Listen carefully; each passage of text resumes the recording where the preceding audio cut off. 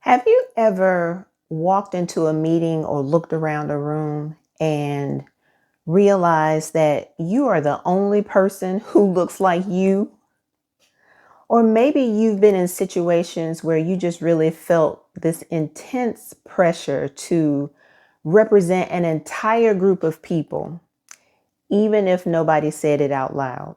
Being the only one, whether it's the only person of color, the only woman, or part of any underrepresented group comes with its own unique challenges, especially, at least from my experience, it happens quite a bit in the workplace.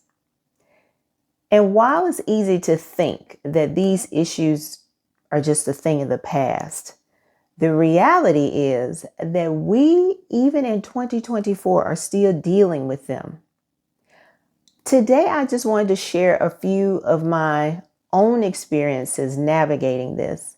Not because I have all the answers, of course I don't, but because I know that I cannot be the only person feeling like this.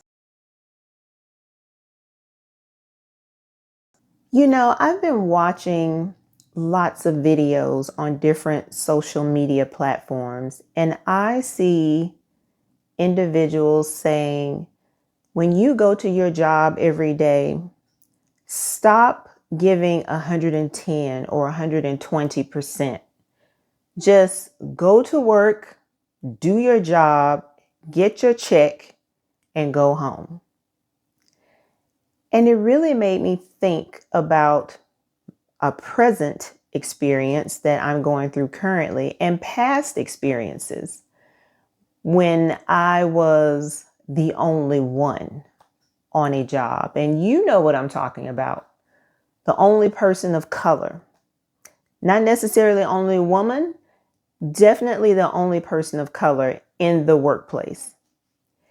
And I remember feeling like I have to be the best at my job. I have to go above and beyond on this job so that they don't think that, oh, all people of color, all Black people are like this.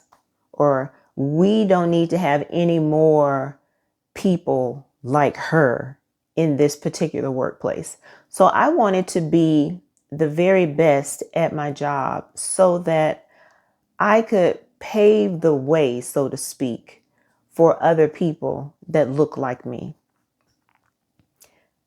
And I'm thinking now in 2024, with all that we've been through, why do I still feel that way? And where did this feeling come from? Where along the line did it get instilled in people of color that we have to be 150% better than people who aren't of color in order to make it or survive in the workplace? And because of that, we go to these jobs and we give our all, we give our everything, we make ourselves indispensable as employees. And what do we get for it? Do we get a raise? No. Do we get acknowledgement? No. But we do, or at least I have in the past, gotten lots of coworkers that want to talk to me, take my ideas, and then present them as their own. And I guess I'm just wondering, what is the purpose of us working so hard at all of these jobs? I think that video that I saw really made me think about what she was saying, to just go to work, do our job that we get paid for, and go home. But I wanted to bring this feeling that I have to my viewers to see what you think, or if you have ever gone through this situation or had this feeling. I guess, considering all that is going on in the world right now, I have just been very introspective, wondering why I have to work so hard just to prove myself that I can't make a single mistake because someone is watching me. Have you ever felt like that? Let me know in the comments. It's an experience I think most people of color have, but we don't really talk about it. It's just kind of understood. Being the only person of color or any only person in a particular environment makes you feel as if there's a very heavy weight on your shoulders. And I know for me, it is totally exhausting. The reality is that no one wants to feel like they are under a microscope. And yet, that is exactly how we feel as a collective. The feeling of being the only one, I know now that it goes way back, and it goes back much further than the civil rights era. I think it is rooted in centuries of systemic racism and exclusion. To understand where this feeling comes from, I think about a long history where certain groups were marginalized, oppressed, and denied opportunities just because of what they look like or who they are. This legacy didn't vanish overnight. I like to put things in the form of a metaphor. Imagine a tree with really deep roots, and the branches spread out to represent various inequalities. The roots go deep. And for people of color having this feeling that we have to represent everyone on our job, those roots go deep. It goes back to slavery and colonization and those rigid social systems that reinforced the disparities between us and them. And even after slavery was abolished, there were still very strong cultural barriers and institutional barriers that kept people of color in subordinate positions. And even with the Civil Rights Act, when it was put into place, the impact of centuries of inequality, it didn't just disappear. It's like trying to remove the weeds from a garden. The seeds that they leave behind just continue to sprout in different forms. And that's what has happened.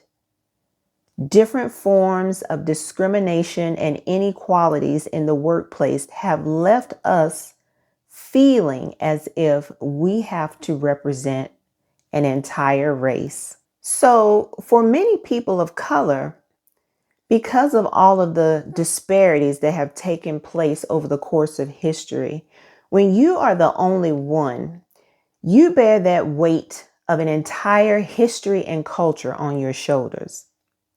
And that is why the pressure to be perfect and to be exceptional is constant in the workplace.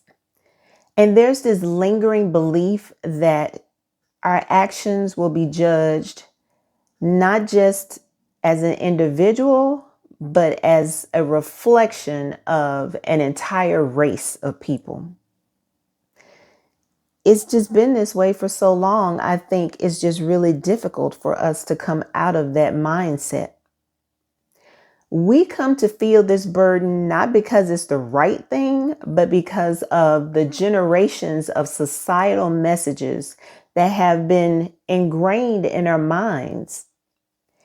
Even when change does happen, it is still deeply rooted in those beliefs from our past.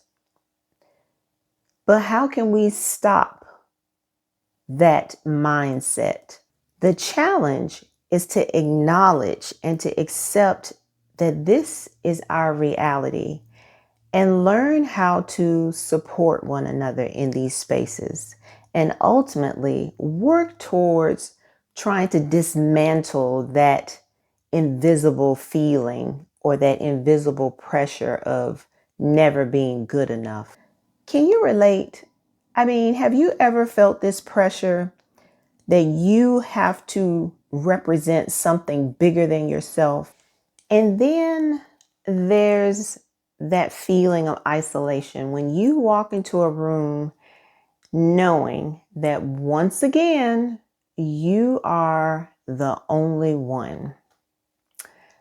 And sometimes in those moments, it's really easy to feel unseen or misunderstood, even if nobody really says anything directly. How do you deal with those feelings of insecurity? What do you do to keep yourself grounded? I'm really trying to figure that out right now because I'm kind of over that feeling. But I guess I think at this point, I'm going to try to use these moments, no matter how frustrating they are, that they are still transpiring, and use them towards my personal growth. Now, it's not easy, and I'm not going to sugarcoat it. Sometimes I have to dig really deep and find strength and resilience that I did not know I had. But I want to try to use these moments to make a positive change in my personal growth journey. So here are some things that I have come up with, some tips, and let me know what you think in the comments. And I hope that they can be a benefit to you as well. Now, again, I don't have all the answers. And I am still going through this even now, but I'm going to try to see how these tips work in my current situation, and maybe you can use them as well. So tip number 1 would be to build your inner confidence. One of the biggest lessons I've learned is to build confidence from within. You can't control other people's opinions, but you can build a strong sense of self. And this means that you have to trust that you belong in any room that you walk into. Tip 2, find some allies. Now, you may not have any allies in your workplace if you are going through this present situation, but maybe an online support group or connecting with other people that get it.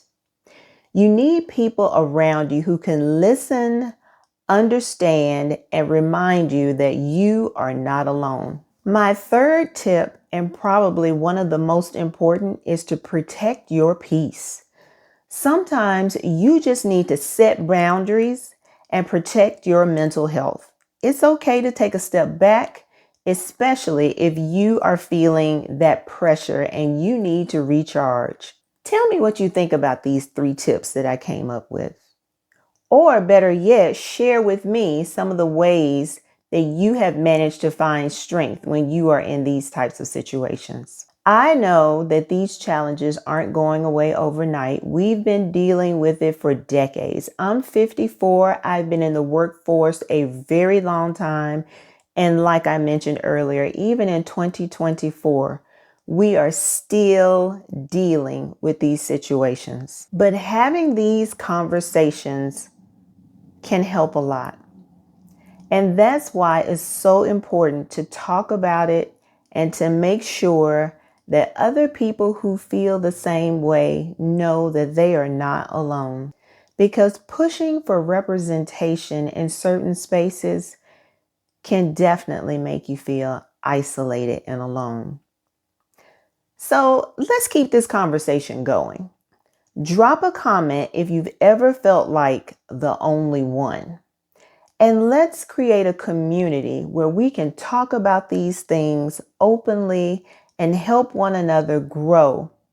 Because every time you push through a situation and every time you stay true to who you are definitely showing up in the best way possible. So if this message resonated with you or if you found some insight, make sure you hit that subscribe button and turn on notifications so you don't miss another video. So until next time, I'll see you around.